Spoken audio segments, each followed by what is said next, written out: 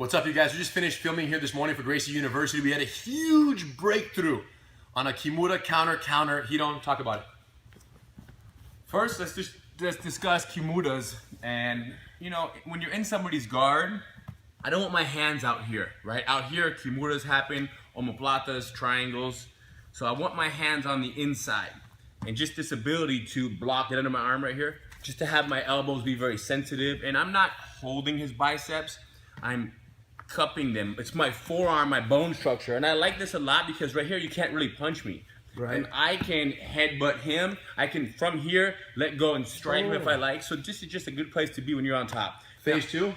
Phase two, you make a mistake. I get to here. So I get to this sitting position where Hidon's arm is isolated. If he does the same thing and shadows my arm pretty well, it's very hard to get a Kimura just by him doing that because I don't have his wrist. He has my tricep. And how can I grab a wrist that is on my tricep? Does that make sense? It's difficult. Okay, so that's phase two. Defend right here. Eventually, shoulder punch, head back in the center. Go ahead, boom, and if his head comes back in, he knocks me down, he's safe.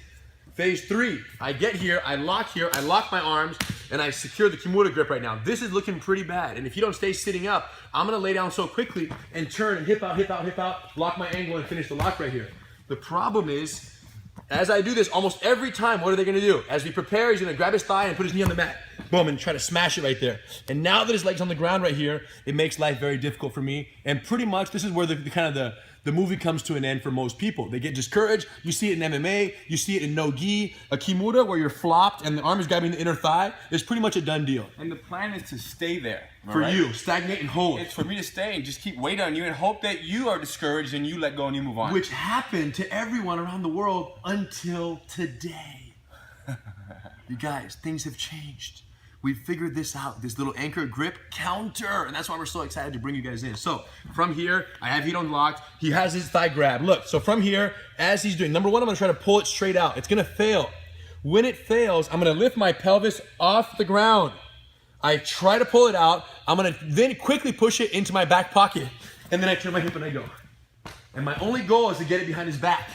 So why does this work? I'm here, I'm flopped on my side. I'm trying to pull his arm out. He's very locking this straight right here. What I do is I lean into it and I unclip his hand off his thigh. And when I do, grab your thigh again. I put it behind. So grab it again, start over.